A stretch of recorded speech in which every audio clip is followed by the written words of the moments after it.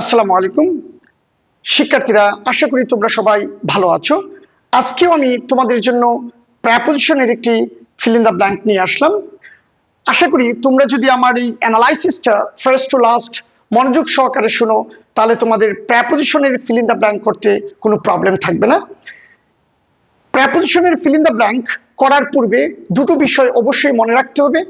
একটি হচ্ছে গ্যাপগুলো হয়তো জেনারেল প্রেপোজিশনের সাহায্যে করা যাবে অথবা অ্যাপ্রোপ্রিয়েট প্রেপোজিশনের সাহায্যে করা যাবে, যা আমি বিস্তারিত আমার পূর্বের ভিডিওতে আলোচনা করেছি। আর দেরি না করে চলো আমরা অ্যানালাইসিসটি শুরু করি। Mister x is blind space one I. এখন প্রশ্ন হচ্ছে এই ব্লাইন্ডের পরে আমি কোন প্রেপোজিশন ইউজ করব। দেখো, ব্লাইন্ড শব্দের পরে হয়তো ইন অথবা অফ না হয় টু ইউজ করা যেতে পারে। এই এই দুটোর বাইরে কোনো প্রেপোজিশন ব্লাইন্ডের পরে হবে না। এখন কথা হচ্ছে কখন আমরা ইন ইউজ করব। গ্যাপের পরে শব্দটার দিকে ডিপেন্ড করতে হবে। গ্যাপের পরে শব্দটা যদি আই থাকে তাহলে অবশ্যই এখানে ইন অথবা অফ দুটোর যে কোনো একটি বসবে। আর যদি গ্যাপের পরের শব্দটা যদি ব্লাইন্ড শব্দের পরে যে একটা গ্যাপ থাকবে, এই গ্যাপের পরের শব্দটা যদি ফল্ট লেখা থাকে তাহলে অবশ্যই এই জায়গায় টু ইউজ করা যেতে পারে। এটা হচ্ছে মনে রাখার একটা টেকনিক। তাহলে এই সেন্সে মিস্টার এক্স ইজ ব্লাইন্ড, এখানে যেহেতু আই লেখা আছে তাহলে এই জায়গায় কি হবে, ইন হবে, ইন ওয়ান আই। অর্থাৎ মিস্টার এক্স সত্যি সত্যি তার এক চোখ অন্ধ। সত্যি সত্যি অন্ধ বোঝাতে আমরা ব্লাইন্ডের পরে ইন ইউজ করব। এরপরে সেন্টেন্স হচ্ছে হি ইজ অলসো ব্লাইন্ড, এই জায়গায় হবে to, to his sons fault. অর্থাৎ মিস্টার এক্স সে আরো অন্ধ, এখানে কিন্তু সত্যি সত্যি অন্ধ বোঝাচ্ছে না, সে তার সন্তানের দোষের প্রতি অন্ধ, অর্থাৎ দেখেও দেখে না, এমন অর্থে আমরা ব্লাইন্ডের পরে টু ইউজ করব। আচ্ছা, এটা মনে রাখার কিন্তু একটা সুপার ডুপার একটা টেকনিক আছে। দেখো, ব্লাইন্ডের পরে ইন কিভাবে মনে রাখবে, অনেকেই এটা কনফিউশনে ভুগে যে কি ইউজ করব। ইন শব্দটা প্রেপোজিশনটা যে শুরু হয়েছে কি দিয়ে, আই দিয়ে। তাহলে ইংরেজি যখন আমরা চোখের ইংরেজি বলতে চাইবো তখন সেটার উচ্চারণও কিন্তু আই হয়। এই হিসাবে তুমি মনে রাখবে যে ব্লাইন্ডের পরে ইন হবে যদি সত্যি সত্যি অন্ধ বোঝায়, যেহেতু আই চোখ আছে। আর ব্লাইন্ডের পরে আমরা টু ইউজ করব, মনে রাখার টেকনিক হচ্ছে টি তে হচ্ছে টোটাল ইগনোরেন্স, অর্থাৎ দেখেও দেখে না কারো দোষ, এই অর্থে আমরা টু ইউজ করব। দ্যাট মিনস টোটাল ইগনোরেন্সের ক্ষেত্রে। আশা করি তোমরা বুঝতে পেরেছো ছোট্ট একটা টেকনিক মনে রাখার, যেন তুমি কনফিউশনে না ভুগো। Well, so he has no control over, এই জায়গায় আমরা কি ইউজ করব, ওভার। তাহলে কন্ট্রোলের পরে অলওয়েজ, এই নাউনটার পরে অলওয়েজ আমরা ওভার ইউজ করব, অর্থাৎ কারো উপর নিয়ন্ত্রণ প্রকাশ করতে, এরকম অর্থ প্রকাশ করতে আমরা এখানে আমরা ওভার ইউজ করব। কাজেই তার কোনো নিয়ন্ত্রণ নেই তার সন্তানের উপর। অ্যাজ এ রেজাল্ট, ফলে দ্য সান অলওয়েজ মিক্সেস, এখানে অ্যাপ্রোপ্রিয়েট প্রেপোজিশন হিসেবে কি হবে, উইথ হবে।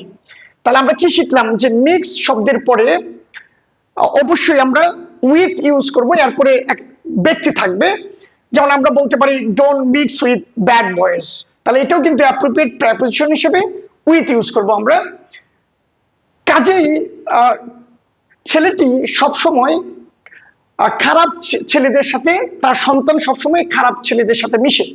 হি অফেন রিটার্নস লেট, স্পেস এখানে আমরা অ্যাট ইউজ করব, অর্থাৎ নির্দিষ্ট সময়। দেখো, নাইট কিন্তু একটা নির্দিষ্ট সময়, নির্দিষ্ট সময়ের ক্ষেত্রে আমরা অ্যাট ইউজ করব। এরকম আরো কিছু শব্দ আছে, যেমন দেখো মনে রাখার টেকনিক, এখানে দেখো অ্যাট ডন, ডনের আগে আমরা অ্যাট ইউজ করব, নুনের আগে আমরা অ্যাট ইউজ করব, ডাস্কের আগে আমরা অ্যাট ইউজ করব, আর নাইটের কথা তো আগেই বলেছি, মিড নাইট। এই শব্দগুলো কিন্তু, এই এক্সপ্রেশন গুলো মনে রাখতে হবে, এগুলোর পূর্বে আমরা অলওয়েজ অ্যাট ইউজ করব। এই সেন্সে কিন্তু এখানে জেনারেল প্রেপোজিশনের নিয়মে এখানে অ্যাট বসেছে।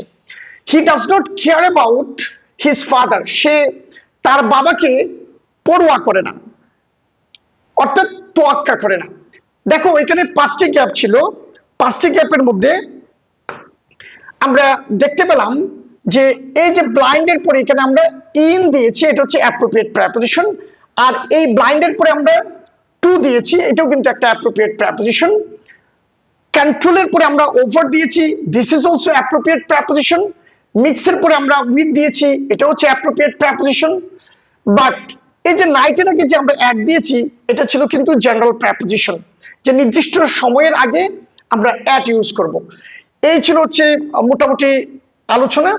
তারপরেও দেখো লাস্টের দিকে ছোট্ট একটা টেকনিক, যেটা আমি আগেই তোমাদের সাথে কথা বলেছি, যে ব্লাইন্ড ইন অথবা ব্লাইন্ড অফ এবং ব্লাইন্ড টু, এই দুটো অ্যাপ্রোপ্রিয়েট প্রেপোজিশন নিয়ে অনেকের মাঝেই কনফিউশন থাকে।